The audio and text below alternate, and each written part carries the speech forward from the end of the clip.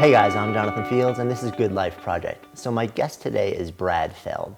Brad is a venture capitalist, the founder of and managing director of the Foundry Group in Boulder, Colorado, co-founder of Techstars, which is a pretty incredible seed accelerator, an author, a marathoner, and also somebody who's really incredibly devoted to living a life beyond his work. And in fact, that's what a lot of what we're going to focus on today is all about. So, Brad, it's great to be here, hanging out with you. Jonathan, great to see you. So, I think a really cool place to start the conversation is why we're shooting here. So right now we're hanging out in your living room, and we're in Keystone, Colorado, but that's not where you live. Right, I live in Boulder. Keystone's about 90 miles west of Boulder, sort of in the mountains that people think about when they go skiing in Colorado. Yeah. So, and the reason that we're here instead of Boulder, and the reason that you're here, I think is pretty fascinating. So take me a little bit into what you're up to out here and why you're not like hanging out back in Boulder. Sure. So my wife Amy and I generally spend a month in the summer in Alaska. We have a house in Alaska and often go there in July. In the last couple of years, we've done some different things. So last year we went to spent a month living in Paris and then living in Tuscany, and living, not touring around, just living. And it really sort of fascinated us. And we decided this summer to try to spend the whole summer living in Keystone. And from a work perspective, I really shifted my mode. And the best way to describe it is the typical life of a venture capitalist is a very overscheduled, chaotic, lots of meetings, always interacting and reacting in real time. So, I have a lot of travel in my life, but I have a lot of, 30-minute, hour, 3-hour long scheduled chunks. You look at my Google Calendar and it's just, wall to wall every day of scheduled stuff. I'm writing a couple of books right now, and we decided to spend the summer in maker mode. And maker mode really is the mode that most creative people are in, which is that you try to have large chunks of unscheduled time. Right, yeah. I can't write productively for more than about 4 hours a day. I don't know how long you can do it. That's the cap of for me too, Yeah, and that's the outside window. That's right, like 4 hours I'm done, and if I'm in sort of editing stuff, I can do other kind of things, but really new, fresh, creative, I'm done. My brain doesn't work after 4 hours. But getting 4 hours uninterrupted one day in a week is useless. You have to have 4 hours day after day after day, and you have to kind of get this cadence where you just have the ability to be unscheduled.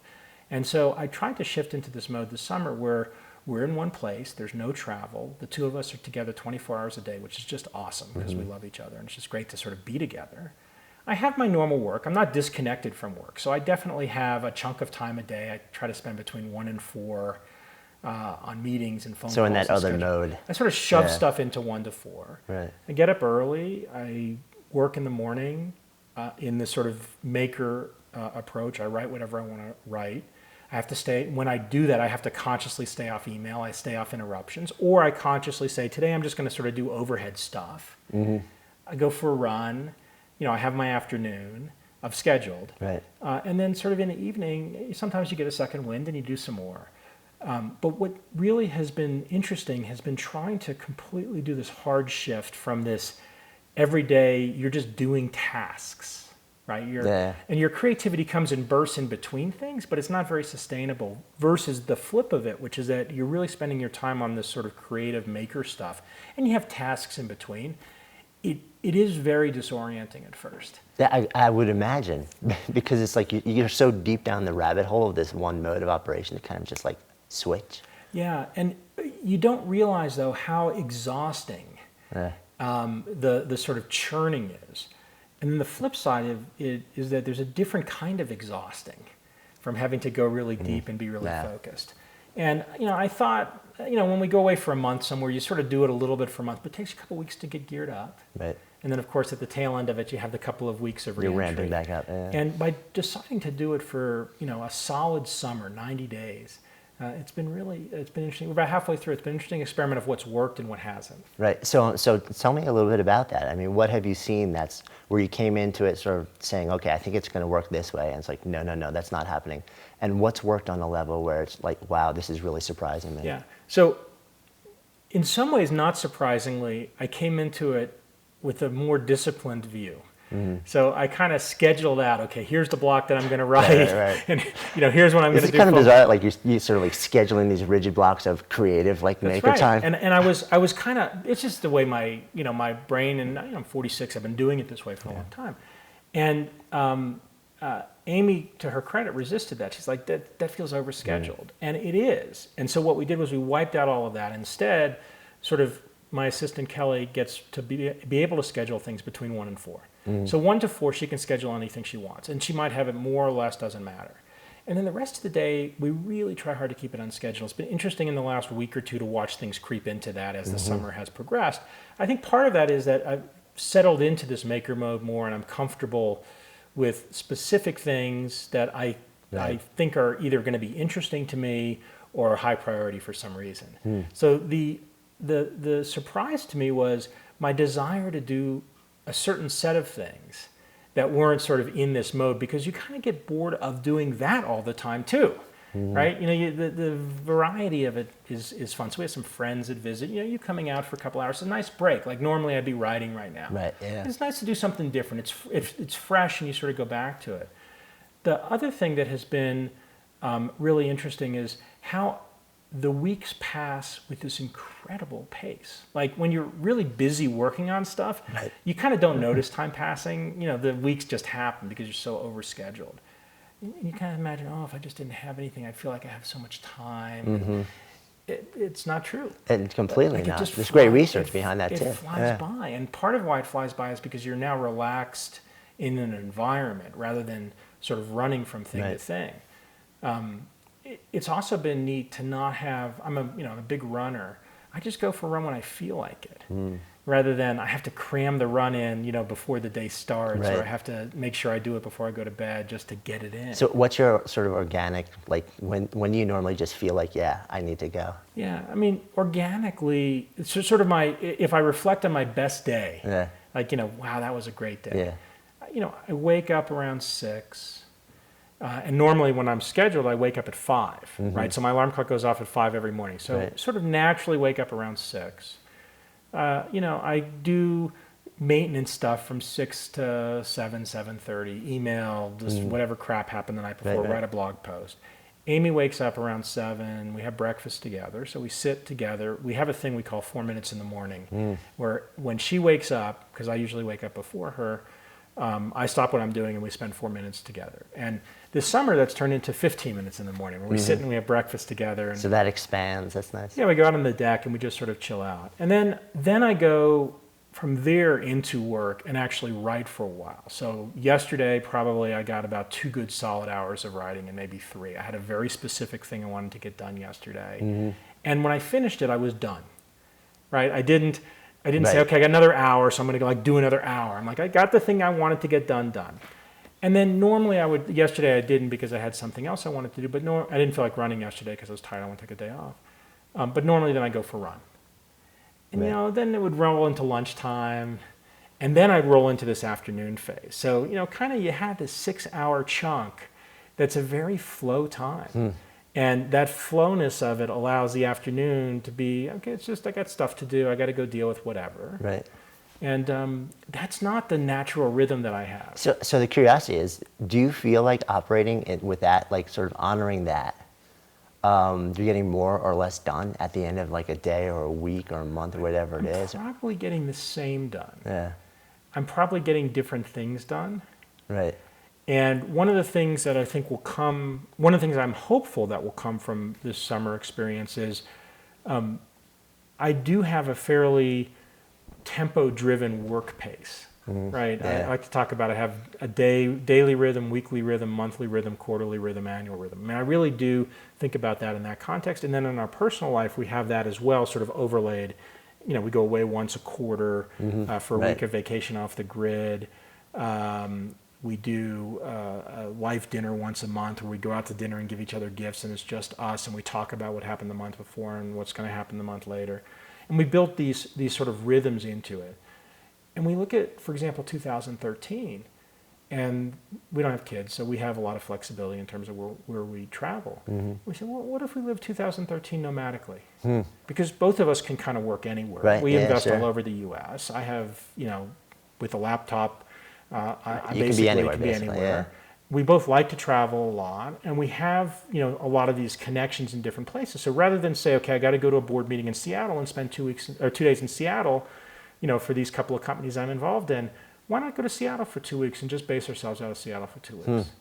And let it be a little more nomadic in that regard. So we're sort of playing around with that. And I think the essence of all of those things is you start to realize that there's so much overhead in life that is soul crushing. And it's just stuff. And it's not really what you want to do. When you create these sort of boundary constraints, I'm going to be in Seattle for 2 weeks. There's a whole bunch of shit in Boulder that I just can't do. Right. Because I'm in Seattle. Right. I can fill up those 2 weeks with right. shit in Seattle, but you go somewhere different and you have more expansiveness and more flexibility versus overscheduling everything. Right.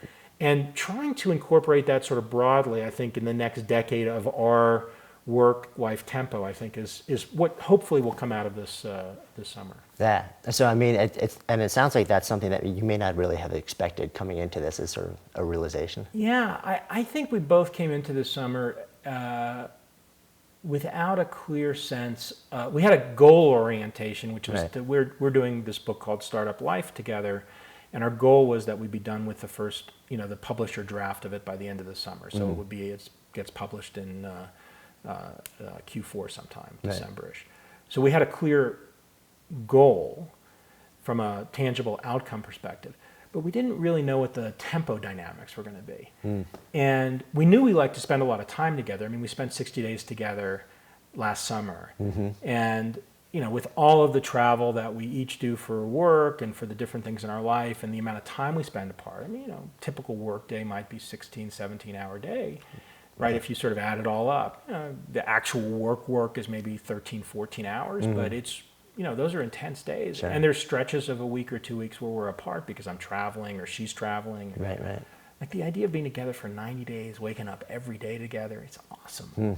And so we knew that we would get an enormous amount of emotional value out of that. But we didn't really know how that would sort of fold into the work. And, you have all your own natural challenges with work, right? Did I do what I was going to do today? Right. Am I accomplishing what I want? This other external pressure of something that comes up. So we had to we didn't know how that was going to feel. And that's been interesting to sort through in a good way. So any more sort of like what's been the most interesting sort of thing around that? Well, on the front end, we're 6 weeks into this. Yeah. On the front so you're end, halfway through. Yeah. On the front end, I did not realize how physically tired I was. That's interesting. Again, I wake up every morning normally at 5. Right. I ran a 50-mile race in April. Right. That I physically recovered very quickly from, but I didn't emotionally recover very quickly from. It took me a while, and I was very, very busy sort of in the first 5 months of the year in terms of travel and work. And so, I kind of normally thought 6-7 hours of sleep a night's plenty. And on the weekend, I would binge sleep, 12, 14 hours. I didn't use an alarm clock. I'm still not using an alarm clock unless I have to literally get up to do something. I'm trying, again, not to schedule anything in the morning, so I just wake up when I wake up. For the first month, I didn't wake up till, 9 o'clock in the morning. So your body's sending you a message. 10 hours of sleep every night. Wow. And normally I wake up before Amy, and she was waking up. Our dogs wake up around 6:30. And so is she like freaking out, like what's wrong with Brad? No, because she's, we both knew I was tired, right? So it was more of a realization and recognition of this, and allowing that to happen and unfold in that way. The other part of it was in that her waking up before me by a couple of hours changed that morning rhythm. Because while I wake up quickly, I kind of have an hour and a half of my own quietness before she wakes up. I'm the exact same way, and I like that time. But she's been up for an hour and a half, so she's ready to go. So that was interesting, like figuring out those things which we hadn't really expected and hadn't had a lot of experience with. But how physically exhausted I was. Now we're 6 weeks in. I'm waking up naturally with the dogs every morning, and she sleeps a little bit longer. And I'm totally rested, even though I've been running a lot and I just ran a marathon. Like all of the sort of just 30 days of sleeping as long as I wanted got me over that point. And I don't feel that fatigue. So that was one big chunk that was a total surprise. I find the barrier to staying in a rhythm is high. It's so easy to fall out of that. Okay, I'm going to write for my 4 hours today, or I'm going to get this thing done, and then all of a sudden 3 days pass and you haven't done anything. So that surprised me, because I thought I would have more front end discipline on that. And what I've realized 6 weeks in is I'm getting the writing done that I want to get done. It's getting done. Right. And there's a little bit of, okay, now I need to kind of crank on this, and I've got to really focus on this and clear out other stuff. But forcing the creative work when you don't feel like it is really unsatisfying. It's like a bigger negative, right? Like it's a neutral not to do it, but it's a huge negative when you force it. So this is fascinating, though, right? Because there's a large part of the creative world, especially around writing, that is devoted to sort of like to saying ritualize, like same time, same window every single day, and because that's what you do. Like when you're a pro, when you're an author, when you're doing this, that's your job, and you have to sit down. And I've had so many interesting conversations with people that say I completely buy into that, and other people say I absolutely reject that. And it sounds like you've done it both ways, and you're coming around to sort of like the more fluid approach to getting into that space. I think it's also, like as a marathon runner, I have a coach who sort of gives me structure. Right. But he also, says, listen to yourself. So yesterday I was tired. My legs were tired. I had a hard run the day before, a good run, but I ran hard. I'd run a marathon last weekend. I did a long run a week after the marathon. So I sort of got right back into it. And, the run I was going to do, I woke up and I'm like, I don't feel like it today. And I didn't feel guilty. I didn't make excuses. I just sent him a note and said, I'm not running today. I need a rest day. Just don't feel like it.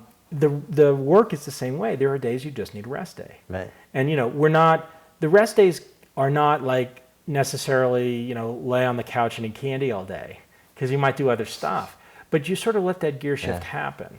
Yeah, and I think one of the interesting challenges to figure out when is it where you just wake up and you kind of know, I need to take a day off working out. I need to take off of like the work.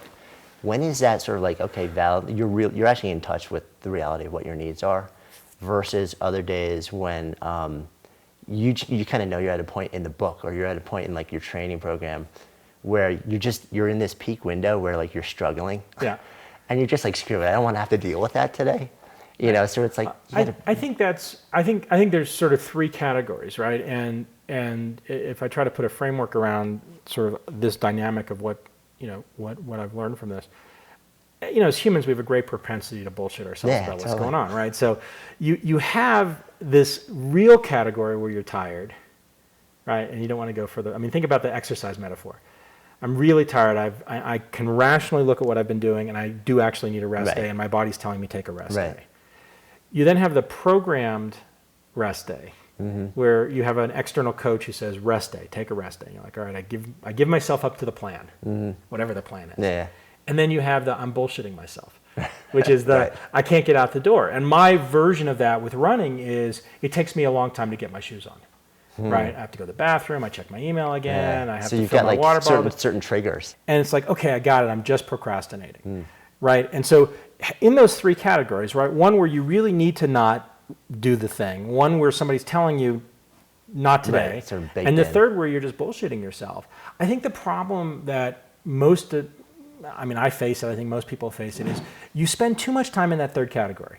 You come up with all these reasons why you don't want to do something, and they manifest themselves not as dealing with the reality of what it is, which is I just don't feel like getting started, or I'm having trouble getting started, or I want to do something else for some reason, or the sugar over there is sweeter than the sour over there, right? Whatever it is. And then you get out there and you're 10 minutes, 15 minutes into running, like, I'm so glad I ran today.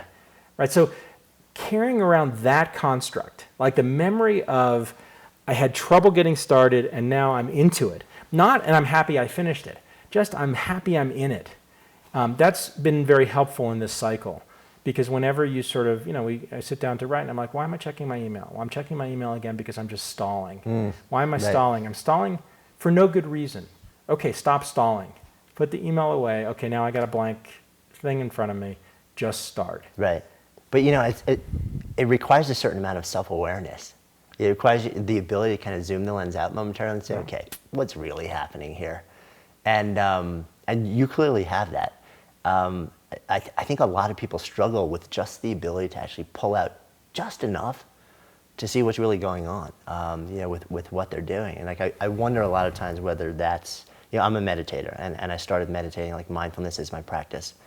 Radically changed everything, my creative process. But one of the big things that it's helped me with is it lets me sort of like look down into like it lets me look outside of myself and say, what the hell is really happening here? Yeah. Much more easily and more frequently, and correct course, and like see those triggers and those cues. I think that's right. I think you figure out your own version of it. So for me, the running is my version of that, right? Yeah. It clears my head. I don't listen to music when I run. I just go. And, I don't think about anything in particular, but oftentimes things surface. Right. The other is I'm lucky I have a partner who calls me on that stuff. And so, when I'm in a mode where I'm not paying attention to what's going on, or I'm, I don't want to say deceiving myself, but sort of creating my own narrative that's disconnected from reality, right? I have somebody who will actually sort of say, are you sure? And, sometimes it's, like a, come on, wake up. And other times it's like, really? Is that how it is? But one of the things that we've worked hard as a couple around that, which I think has been super helpful to me, and I think it's been helpful to her too, is there isn't a functional judgment. In other words, if I don't write today or I don't run today, it's not that I'm bad, it's that I didn't do this thing. When you're in the midst of this super scheduled universe and running from thing to thing and have no time to reflect, and you don't ever think about that shit. You just get done whatever you get done. You'd be happy, but you're not aware of it. It's like you're just shoving food in your mouth and you're not tasting it. When you have some time to sort of look at it, you start tasting the food all of a sudden. And sometimes the food doesn't taste that good. Like, why am I eating this? I've been eating this for a while and I don't need another one of these. So it's the same kind of construct. And I think the fact that somebody can say to you, do you really want that? Without judgment, right? She's not, when Amy says, are you sure you want to do that? She's not saying, and I think it's bad if you do. Right. She's just it's saying, just hey, helping with the awareness of what's going on. Pay attention to this thing. Which is awesome. I completely agree. I think having that other person in the mix, and also having that understanding, like it's not just the person, but the understanding. Like, I'm not judging you for not doing it, but hey, what's really happening here?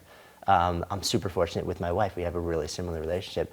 Let's kind of like let's talk about that, because so one of the things that you were trying to accomplish by being out here this summer is you spend 90 straight days hanging out 24/7 with Amy, and you work.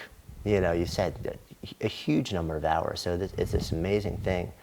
And you write, you're very public. You've written a lot about sort of like how strong and how meaningful and how deep that relationship is. And you shared just earlier some of the things, the life dinners that you do.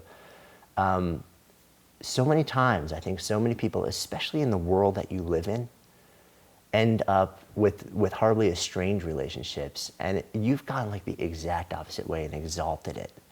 Talk to me a little bit more about how intentional this has been and how you've really how deliberate the things that you do together are around it. Well, there's two different slices, right? There's the specific, I would say, algorithmic or programmed activities, right? So the engineer's brain of we're going to go do these things. That's one dimension. And then the other dimension is what I would say really being present in the relationship. Because you can do the program stuff and not be present. Right. Yeah. And you can be very present and not do the program stuff, right? And kind of my view is that the intersection of those two is what's made it so powerful for both of us. I think there's this, if you have to schedule a meeting to be together as a couple, that's somehow not romantic. I call bullshit on that. The conversation around the what we call life dinner. So here's how it works. We get together first evening of the month, so first night of the month. There are times when I'm not in town for some reason, and we try to move it plus or minus a couple of days. Right. It's usually just the two of us, sometimes somebody else, another couple. We always have it around the notion of exchanging gifts. They don't have to be expensive gifts. They can be cute little things, or they can be jewelry and art and whatever, or they can be a book, just something that's a talisman that goes back and forth. And then we spend time reflecting on the previous month and talking about what's going on in our lives going forward for the next month. And this could be a 3-minute conversation or a 4-hour conversation. In that, when we were starting to talk about putting some structure around some things in 2000, and this was at a moment in time where we were struggling together because my work was out of control and I was spending no time, and I was neither present nor had any sort of rhythm. So it's like a moment, a time of reckoning to a certain extent. Yeah, and a really significant one for the two of us as a couple. You know, I said to Amy, give me some rules. And she said, that's not, I said, no, come on, you know, just help me out here. Just give me a few rules. Right. And she said, well, how about we get together? You commit to getting together once a month for dinner with me on the first day of every month. I'm like, oh, I don't know if I can do that. Like, I don't know if I can make that commitment. I'm open to it, but I don't know if I can make that commitment. Right. And she said, well, do you have a calendar, online calendar? I'm like, yeah. She says, well, why don't you put a recurring calendar appointment from now until forever on the first night of every month from 6 to 10 p.m., dinner with Amy, life dinner with Amy. I'm like, okay. And I did. And as part of sort of the rules, we said, all right, I get to screw up one out of 12 times, right? So it's okay. So you got a window in there. It's okay for me to screw up every now and then. I like to say, and in fact, you know, I try to push it to 12.5% of the time I get to screw up. So it's a little more than 1 out of 12, right? It's 1 out of 8. But the idea is that it's okay every now and then for it not to work in this sort of rhythm. And so we have a series of these things programmed. If we went out to dinner and I spent the entire dinner distracted on my cell phone, that doesn't work either, right? So it's figuring out how to be intentional about what you're doing with some rhythm, and then that trains you in lots of other places. When we're sitting and eating breakfast, I can be present because I know how to be present with her for 5 or 10 minutes, you know, versus, you know, my brain's drifting on something else. And there's so much value. It's not that you have to talk and solve a problem, and right. So it's sort of the linkage between those two vectors over time matters. And I've seen that in not just my relationship with Amy, but many of my relationships. I mean, you go through phases where, you know, you'll be in a meeting and you'll be completely bored. Right. What's the right thing to do? Try not to get in that meeting. Yeah. Right? Versus take out your phone and do something, or try to figure out how to get out of the meeting. Right. Or realize that some percentage of the meetings that you have in a work context are just going to be boring. And daydream about something else during the meeting. Allocate your 12.5% to those. That's right. Those meetings. Or say, okay, I'm not going to put up with boring meetings, so I'm going to change the dynamic of how I do meetings, because I know that all of these types of meetings are going to be low, you know, high time, low impact, or whatever. So which is really, and I completely agree. It's not about time. It's really about presence, and it's about. But I think it's fascinating how you have sort of like the engineer's brain, like the real science brain, blended with this very soft, you know, just, you know, because being present is something that a lot of people completely out of touch with these days. And I feel like if I just set aside the time, that's what it's about. But if you're not there during the time, I think it's actually more harmful to set aside the time and be physically present. So like I have a daughter, and you know, it's one thing for me to actually say, I'm gonna come and hang out with you and we'll spend half an hour just bopping around and playing, doing other things. It's another thing for me to set aside and say, okay, we're gonna be together for a half an hour, but the whole time, like every moment she's looking away, I'm checking to see if something's gone on. Right, you're not present. It's like, who cares at that point? But I think it's worse than who cares. I think it's actually harmful. Well, and that's my point about saying it's a negative, right? Yeah. Like there's this spectrum where, you know, you do the thing you want to do, you feel good. You don't do the thing that you wanted to do, and you're neutral. You actively undermine the behavior that you're trying to do. That's negative. Right. And that's what you just described. So, you know, I will sort of add into it this sort of, you know, extrovert-introvert dynamic that everybody talks about. Yeah. And both Amy and I are very introverted. We love to be alone, and we love to be together. I'm very comfortable in an extroverted context. I do a lot of stuff with lots of people, but it uses up a lot of energy, and I need the recharge time to get back to it. But it's very interesting how we both need a lot of our own time. And we can have that time and not be engaged social. So for example, you guys are here setting up. I don't feel compelled to entertain you while you're setting up, right? You're here it took 30 minutes to get set up. I could spend the 30 minutes talking to you and we could go back and forth about a bunch of stuff as you're doing things, or I can just go sit and do my own thing. And that's kind of the structure of, it's not because I felt compelled to do something else, it's that I just didn't need to have that interaction. Sure, yeah. But at the same time, if you had said, hey, can we talk about some stuff? Sure, because this was the time that we'd carved out Right. to be together. I think that plays in business and personal. I think people end up in lots and lots of cases cutting against the grain. In other words, you spend a big chunk of time in a mode that's not comfortable. Yeah, totally agree. Forced, Yeah. because you feel obligated to do it. And then you feel empty. You feel resentful right. of how you spent that time. And is it in perfect balance in my world? Absolutely not. I mean, I have, I screw it up with my relationship all the time. Yeah. I screw it up with my own sense all the time. Getting it right is not the goal. The goal is being aware of what's going on. Yeah. And so you can make these calibrations on a continual basis. Yeah, I think it's about really being just fully engaged in the dance. That's right. Because Well there is no there there. That's right. It's just the end, we all die. And so what happened along the way? Right. And you can be morbid about it, or you can just say what happened along the way is what actually matters. Which is fascinating that you bring that up, because years ago I heard somebody tell me, he said, the Dalai Lama meditates on death 6 times a day. And the initial reaction is, oh, that's like morbid and freaky. How could you do that? But then maybe a little bit after that is when the first time I heard Steve Jobs' famous Stanford commencement speech, where he really talks about, he said that the greatest invention of life is death, because it makes you realize, okay, impermanence is just a fact. And we actually, when you own that every day, you're like, I want to do something substantial, like today, now. Yeah. And the people that I love to be with, I want to be with today, now. It's really very empowering. It's not morbid at all. That's right. And deferring your happiness is not the right word. Deferring what you want to do and how you want to spend your time because you feel like you have some other obligation you must do first for some reason.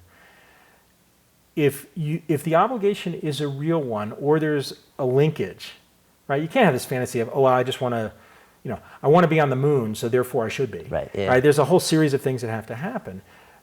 I think as humans, especially today, we put so many things in front of what we really want to be spending time on. Yeah. And, the technology, whether it's being hyper-connected or being able to sit and watch TV for hours or being able to feel like you're important in some context, or even feel like your self-importance because you have these obligations which may or may not have any bearing on what you actually want to do, right? I mean, those are all normal feelings and phenomena, and the question becomes, what do you do with that? Yeah. And, it's not that you can't be happy in that modality. Sure, you can live a fulfilled life in that modality if you want. Right. And that's the key. Right. The question is, why would you want if there's, that's one of the, I look at people who build big businesses, and they're nasty, they're unhappy, they're they hate going to work a lot of times, and they have no interest in actually serving any community in a meaningful way, solving a problem, having a genuine impact. They're chasing the Benjamins and building something big, and they're doing it, and they're building big things, and their goal when they wake up every morning is kill or be killed, how can I take as much as I can before somebody else gets it. And I look at that mode, and then I see other people that I know that are building extraordinary businesses or organizations or causes, and equally successful, by outside metrics, but they wake up every day saying, how can I serve? How can I be present in the lives of the people that I actually am genuinely interested in being present in? And the question to me is always, why would you choose the former over the latter when the latter is an option? Well, I think that's a super challenging question for so many people. Yeah. And I think from my frame of reference, I think a lot of people don't realize that they can make the choice. Yeah, I guess. Right? And so step one is realizing that you have a choice. Right. We also, live in this society which is at the cusp of this incredible transformation from a hierarchical society to a network society. Right? Yeah. 50 years ago, everything, there was a boss, right, and there was a hierarchy, and you had to do things up the hierarchy, and the way that things happened was through a hierarchy, and there was control, and that was across all of society. It wasn't just government, and it wasn't just business, right. It was everything. Just the way we religion, were. Yeah. the whole shooting match. We're now in a mode, and it's been enabled by the change in not just technology and the impact of technology on human society, but a philosophical shift amongst many people that say, that's not satisfying to me. I'm not interested in that. There are always plenty of those people in the world. They just didn't have an amplification of the message that wasn't satisfying. They had no way to travel through it. Right. So now we're in this, we're on the cusp. My whole universe is a network. I have no hierarchy in my world. I don't report to anybody. I don't have a boss. Sure, I have people I have obligations to. I have responsibilities to. Right. There is not an organization that structures that. I have partners in my venture firm, but we don't control each other. I don't have to report to somebody. And the companies that I'm an investor in, the CEOs of those companies don't report to me, and I don't report to them, right? So you have this spreading set of relationships. My relationship with you. There's no economic relationship that we have. Right. We develop an intellectual relationship and an emotional relationship. It's part of a network. Yeah. Am I a useful part of your network? I don't know. You get to judge that. Are you a useful part of my network? I don't know. I get to judge that, right? And over time, I'm going to be useful to you if I contribute to your world, and you're going to be useful to me if you contribute to my world. If I say to you, Jonathan, what are you going to contribute? I won't contribute until you tell me what you'll contribute. Right. Fuck that, I'm gone. Next. But if I give without an expectation of what comes back, you will probably give without an expectation of what comes back, and that network spreads. In Boulder, we talk within the startup community very aggressively about this idea of give before you get. And I talk, define the difference between a mentor and an advisor. An advisor is somebody who has an economic relationship with somebody to help somebody. A mentor is somebody who has no economic relationship. They're helping, they're giving before they get. They have no expectation of what's going to come back. And anybody who's been in a mentor role in startup community or entrepreneurship over a period of time, not 100%, vast majority of people who have been effective mentors will say, what came back to me was so much greater than what I put in. No. And some of it was direct, and some of it was system, and some of it was indirect, but it was just so much more satisfying to have that happen. That's a network at work versus the hierarchy. I still think we have an awful lot of people, especially professionals, but many, many people in society that are very stuck in a hierarchy. And the thing that is happening very aggressively is that hierarchy has fallen apart. And that's why you see sort of the motive force of entrepreneurs, the motive force of creative, Right. The idea of independence, the idea of taking control of your own world and your own future, and frankly, your own happiness. Because you're not entitled to it. Nobody's going to give it to you. You don't get to do a set of things, and therefore you're rewarded with happiness. Your happiness is intrinsic. Right. I mean, it's the reversal of the formula. It's like, no, you're happy first, and that breeds all That's these right. other things. You find ways to bring into your life things to make you feel fulfilled and connected, and that ripples out into all success and however you want to define it. Rather than so many people reverse and say, no, I need to get all of this stuff to then become. If only I had this, then Yeah. I would be happy. Yeah. Versus, well, you have what you have. Why don't you be happy in the context of that and see what comes And that's from why that? it blows me away when you hear, what is it, Bhutan, who for years was had the highest, average happiness, of anybody in the world. But when you actually look at what anybody, the people in that country have, they have so little, but they're so they're so connected to what they do have and the relationships that they do have and the land that they live on. I love looking at examples like that because it's just this great proof. Then it's exactly right. Where one of the things that you write about and you've talked about also is marathoning. And we talked about it a little bit in this conversation, beyond physical fitness, beyond health, beyond all these things. What does it give you? Well, so for me, it's a couple of things. One is the running itself is 6 to 10 hours a week of time by myself. And I've become very deliberate about not running with distractions. So, I don't listen to music. Right. I like to run alone. I'll run with other people every now and then, but I really like to run alone. I like to be sort of my own pace, my own thing. I often do point-to-point stuff, so I'll go for a longer run. So I'll end somewhere and meet Amy and/or friends at a place, cool. right? So there's a little bit of a destination dynamic in it, which is very satisfying because you feel like you went somewhere, as part of that process. It's not just ticking off the miles. Yeah. That's right. I'm not just running the miles, but this Sunday I'll probably run to Breckenridge. I have a beautiful 6 mile through the 5.5 miles through the forest. And the mountains, and then on the road the rest of the way to Breckenridge, and I'll get to Breckenridge, we'll have lunch with friends, right? So it's sort of integrating into this very sort of positive experience versus I have a chore. Right. For me, the physiology of running is super helpful.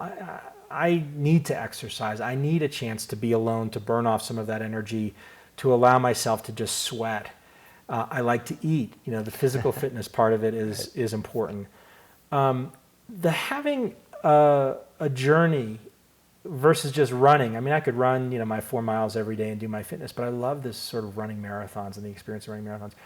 I'm doing a marathon in every state in the country. I've done 22. Amy and I make them weekends. We go on these trips. We were just in Missoula for 4 days, and Missoula was awesome. We would probably never go to Missoula. Hey, let's go to Missoula for the weekend, right? I've got an idea. Right, yeah, Missoula, that must be the place. Sweet. And we had a great time. You learn the city. We stay at a Holiday Inn. We wander around. It's a college town. It's fun. We meet a few people. I did a startup communities event, with 60, 70 people there Friday night that were into sort of building the startup community in Missoula. Right. Made some new friends.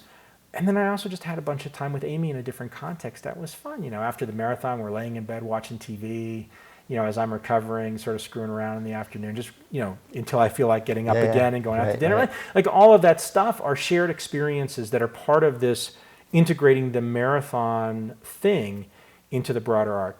It was interesting is I decided to run a 50-mile race whimsically last year, and I did it in April. And it was whimsical, and a friend of mine said, "Hey, do you want to do this?" And I'm like, "Yeah, sure. Why not?" Right. Wife Done a and bunch of my marathons. partners. Come on, yeah. Well, I knew a 50 was different than marathon. I could experience it. And Amy and I's conversation about it, in hindsight, was I should have listened more to her. So her comment to me was, keep your eye on the prize, right? Stay focused on what your goal is, which is to run a marathon in every state. This is not on goal. And I'm like, yeah, I just want to have the experience of doing it and see if I like it, et cetera. I wrote a blog post about a month before that was basically 50 miles is too much. And essentially, running had taken over. Training for this thing had taken over my weekends. I was running 8 hours a weekend. All I was doing on the weekend was eating, sleeping, and running, and then trying to squeeze work in between. And so for a period of time before the 50, I wasn't having any sort of recovery. It was just too much. I did the 50. It was a successful 50. It was fun. It was interesting. It was very hard. But I'm happy I did. It was a good life challenge. And I then spent 6 weeks in sort of emotional, psychological turmoil, sort of the edge of depression, really depleted as I was trying to work through all my normal stuff and just maintain my normal pace. But it really put me off balance for about 6 weeks, which was very unsatisfying. Right? So it's interesting. This was the first marathon I'd run since I started training for the 50. Right. And it was a little bit of anxiety around it. Didn't really know what to expect. And I had and I hadn't trained very much for it. So my longest run had been 13 miles. So it was a very unclear whether it was going to be a good marathon, a mediocre marathon, or a terrible marathon. It ended up being a great marathon. I did a negative split. I ran the second half 15 minutes in the first half. Wow. I had a huge amount left at the end. The reason I give the long story, the intellectual part of trying to accomplish a goal like this, right? Am I the first person to run a marathon in every state? No. Is it the most incredible thing in the world? No. Is it a personal achievement to say I'm going to run a marathon in every state and then go do it? Sure.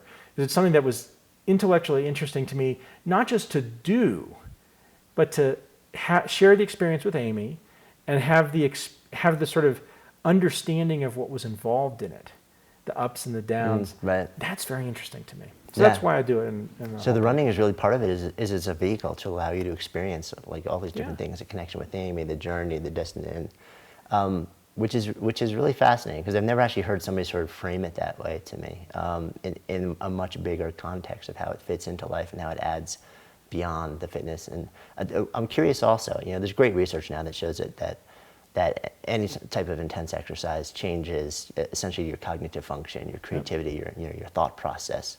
Do you find that also? Absolutely. And it's not just that it changes it, but it allows you to sustain, I think, at a higher level. So that you get this physical fitness. I mean, running marathons, you're clearly building leg muscle, aerobic capacity, heart muscle. We're at 9,000 feet. I mean, I go down to 1,000 feet or sea level. Like, woohoo! Yeah, there's a lot of air down there. All of that is very significant, but the brain is powerful too. The cliche, a lot of people, it's sort of like you get rid of the cruft when you go sweat for an hour at the end of a hard day, or you wake up in the morning and you go at it hard first thing. Like you're sort of in a different space in terms of what the world can do to you on the negative. And I think it also causes you're building your own muscle around that physiology. And I think it's also on the positive in terms of sustainability. So driving to the final output of a book, right? So I got to the final edit cycle of the book. I had a deadline. I finished the day before the deadline. And, the last 40 hours or the last 3 or 4 days before, I probably put in 40 hours worth of work in front of the book.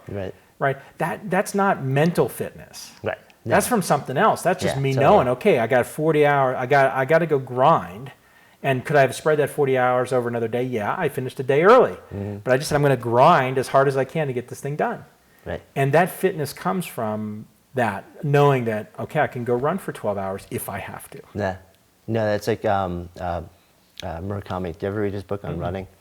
Like famous Japanese novelist. Oh yeah, I do. This is it's what like I think about when I run. Yeah, exactly. It's an awesome book. Love it. Awesome Like I book. love that. I didn't recognize his name. One of my favorite books that I read of his. But because I find the same thing, it just changes everything about the mindset that I bring to whatever it happens, especially if I do it first thing in the morning. I love sort of like the wide-ranging conversation. I love your focus on, integrating everything about what you do in your life into, like the manifestation of your work is a manifestation of who you are, what you're interested in. Yep. Your relationships are everything to you. The name of this project is Good Life Project. When I bring up that phrase, what does it mean to you to live a good life? What comes up to you? Well, Amy and I talk about this all the time, which is our goal, each of us individually and together, is to have a happy life. And I'll make happy and good the same in this context. I think they mean the same thing. That's it. That's the goal. I don't care about anything else. I just want to have a happy life. I want to have a good life. The componentry of that varies. It varies based on all kinds of things. And there's an acceptance that there's lots of tragedy in the human condition, right? As a human being. I mean, illness, death, failure, disappointment, all kinds of things. And some of them are very localized, a very specific thing that you're unhappy about. Some of them are a very broad arc. Somebody's that you're very close to is ill for a long time, or you're ill for a long time. Some of them have intense moments of fear, whether it's fear for your life or fear for your health or fear of something else going on. So you have these huge moments of negative stimuli in the context of your own life. And then you have the ability to deal with them however you want and surround it with whatever other aspects you want. Then you sort of overlay a macro on top of that, right? We're lucky. We got born in the United States. We live in we're educated. We live in a country that has lots of resources. There's lots of people around the world that don't have that. And there's lots of people in the United States that aren't fortunate in terms of where they're born. So you sort of start with that frame of reference, and then you say, okay, well, what about the macro am I going to put my energy into? Am I going to worry about this sort of broad top-down phenomena, and am I going to be agitated about all these things that I can't impact? Or am I going to focus on a couple of things that I can impact with the hope that that impacts the macro in a positive way? And for the two of us, having a happy life is much more about focusing on the things you can impact versus being bothered by the macro. Like, I happen to know who's running for president, right? But I'm not spending a lot of time paying attention to what's going on because I can't impact that very much. I can impact a certain point of view that I have around a certain set of things, but having the long discussion about something with somebody else that has no ability to have an impact on the macro, not useful. If you said to me, what's the Dow Jones Industrial? I have no idea. I really have no idea. I don't pay attention to it because I can't impact it. Does it have an impact on me? Yeah, sure, at some level. I mean, I have companies that get bought by other companies that are public. Sure, but can I have any impact on it? Yes or no? No. So I just try to get rid of all that stuff. My dad said something to me when I was a little kid that stuck with me. He says, pick your 2% and put all your energy against 2%. Love that. Just pick, and again, 2% is arbitrary. Pick the small part of it that you can impact and put everything you got against it. And it's not also that you have to be mono-focused, right, or singularly focused on one thing. You can have plenty of interests. Pick the pieces that you can have impact on and go after that. Really bad intention and attention and impact. Awesome conversation. I appreciate it. Thank you so much for coming out. Your time and your energy. Yeah. So my guest today has been Brad Feld, and this is Jonathan Fields signing off for Good Life Project.